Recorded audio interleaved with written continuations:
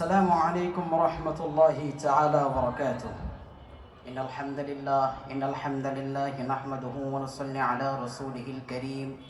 أما بعد فأعوذ بالله من الشيطان الرجيم. بسم الله الرحمن الرحيم. يوم ندعو كل أناس بإمامهم. صدق الله العظيم. প্রথমেই সকল প্রশংসার মালিক সেই মহান রব্বুল আলামিনের প্রতি সকলের শুকরিয়া জ্ঞাপন করছি আলহামদুলিল্লাহ, যিনি কিনা all praises for Allah subhanahu wa ta'ala, the most merciful, the kindful, the nourisher, the cherisher, the sustainer.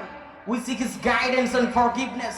We will return to him and he is most powerful in the world. সেই মহান রব্বুল আলামিনের প্রতি সকলের শুকরিয়া জ্ঞাপন করছি আলহামদুলিল্লাহ।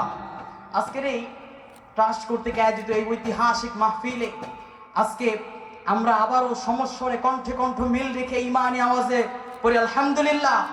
কেননা বিশ্বনবী প্রায় পড়তেন আল্লাহুম্মা জাআলনি শাকুরা ওয়াজআলনি সাবুরা ওয়াজআলনি ফি আ'য়ুনিন নাস কাবীরা ওয়াজআলনি ফি আ'য়ুনি সগীরা। বিশ্বনবী দোয়া করতেন, ও আল্লাহ, আল্লাহুম্মা জাআলনি শাকুরা, আমারে বানাও শুকরগুজার বানাও। এক নাম্বার আমারে শুকরগুজার বানাও। ওয়াজআলনি সাবুরা, দুই নাম্বার আমারে বানাও সবরকারী। তিন নাম্বার ওয়াজআলনি ফি আ'য়ুনিন নাস কাবীরা, মানুষের চোখে আমারে বানাও বড়। ওয়াজআলনি ফি আ'য়ুনি সগীরা, আমার নিজের চোখে আমারে বানাও ছোট। সুবহানাল্লাহ। তারপরে আমরা দুরূদ পাঠ করছি সেই মহান রব্বুল আলামিনের প্রিয় হাবিবের প্রতি, যাকে পাঠিয়েছেন ওয়ামা আরসালনাকা ইল্লা রাহমাতাল লিল আলামিন। Allah said in this verse, I have sent Prophet Muhammad sallallahu alayhi wasallam to the world and accept rahmah.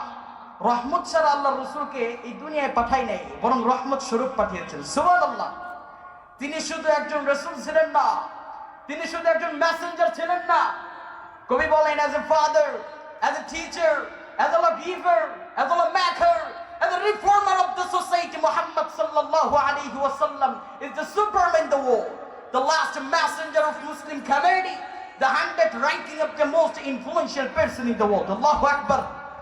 তিনি শুধু একজন রাসূল ছিলেন না, তিনি ছিলেন বাবা হিসেবে শ্রেষ্ঠ, টিচার হিসেবে শ্রেষ্ঠ, একজন শিক্ষক হিসেবে শ্রেষ্ঠ, একজন ডাক্তার হিসেবে শ্রেষ্ঠ। তিনি সব দিক দিয়ে ছিলেন হচ্ছে অল স্কয়ার। সুবহানাল্লাহ।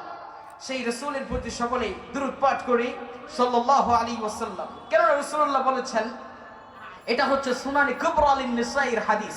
قال رسول الله صلى الله عليه وسلم من صلى عليه صلاة واحدة صلى الله عليه 10 صلوات وحطت عنه 10 خطايا ورفعت له 10 درجات। যিনি কিনা একবার সাল্লাল্লাহু আলাইহি ওয়াসাল্লাম একবার দরুদ পাঠ করে, আল্লাহ তাআলা তার 10টা রহমত বাড়ায় দেন। সুবহানাল্লাহি ওয়া বিহামদিহি। শুধু তাই নয়, তাকে 10টা রহমতই দান করেন না, وحطت عنه 10 خطايا, তার 10টা গুনাহ মাফ করে দেন।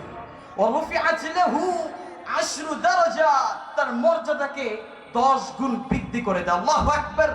And if anyone say one word and that is sallallahu alayhi wa sallam, and he will be upper and he will be goodest man. Allahu akbar. তো আমরা দুরূদ পাঠ করব। আমি আমার খুতবার মধ্যেই আমি একটা কোরআনের কারীমের একটা আয়াত, ছোট্ট একটা আয়াত পাঠ করেছি। আয়াতটা কি? ইয়াউমা নাদউ কুল্লা উনাসিন বিইমামিহিম। আল্লাহ তাআলা বলছেন, ইয়াউমা নাদউ কুল্লা উনাসিন বিইমামিহিম, সেই দিন, in the resurrection day, I will say you with your leader. আমি সেই দিন কিয়ামতের দিন তোমাকে সহ তোমার নেতাকে সহ ডাকবো। আল্লাহু আকবার। কিয়ামতের দিন আল্লাহ রাব্বুল আলামিন কাউকে একা একা ডাকবেন না, প্রত্যেককে তার নেতার সঙ্গে ডাকবেন। তার নেতা কি ভালো ছিল নাকি খারাপ ছিল সেটা তার বিষয়। তিনি ভালো নেতা সিলেক্ট করবেন নাকি খারাপ নেতা সিলেক্ট করবেন এটা তার বিষয়।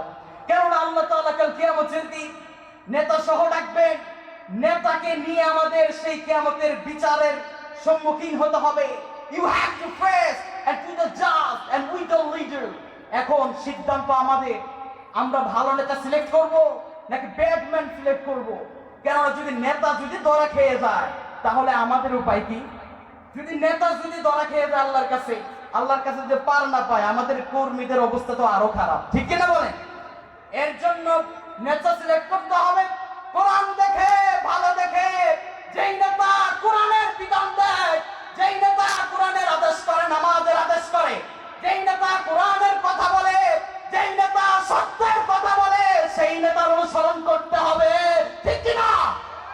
সেই নেতা আমাদের অনুসরণ করতে হবে। এটা কার কথা? আল্লাহর কথা। যারা কিনা কোরআন অনুযায়ী বিধান দেয় না, রব্বুল আলামিন বলছেন ওয়া মান লাম ইয়াহকুম বিমা আনজালাল্লাহু ফাউলাইকা হুমুল কাফিরুন ওয়া মান লাম ইয়াহকুম বিমা আনজালাল্লাহু ফাউলাইকা হুমুল ফাসিকুন। অন্য জায়গায় বলেছেন ফাউলাইকা হুমুল যালিমুন। যারা কিনা আমি রব্বুল আলামিনের কোরআন অনুযায়ী বিধান দেয় না, আমি রব্বুল আলামিনের কথা মতো এই সমাজকে, রাষ্ট্রকে চালায় না, তারা হচ্ছে জালিম, ফাসিক, কাফের, ঠিক কি না? এর জন্য আমাদের সবচেয়ে শিক্ষা, এডুকেশনাল থিং যেটা, সেটা হচ্ছে আমরা যে নেতাকে সিলেক্ট করবো, সেই নেতা হবে আল্লাহওয়ালা, ইমানদার। সেই জায়গায় বসে মসজিদের ইমাম খুঁজতে দিয়ে মাত্র 200-300 লোকের ইমামতি করবে, তাকে খুঁজতে দিয়ে তার পরিবার পর্দা থাকে কিনা, তিনি সুদ খায় কিনা, ঘুষ খায় কিনা, এগুলো সিলেক্ট করি। আর লক্ষ লক্ষ মানুষের প্রতিনিধিকে আমরা পাঠাবো, সেই নেতার ব্যাপারে কোনো কিছু না জেনে শুধু 500 টাকার লোভে পড়ে আমরা ভোট দিয়ে দিই, ঠিক কিনা বলেন? এর জন্য আমাদেরকে কি হতে হবে? হুঁশিয়ার হতে হবে। আমাদেরকে সচেতনতার সাথে আমাদেরকে পথ অতিক্রম করতে হবে ইনশাআল্লাহ।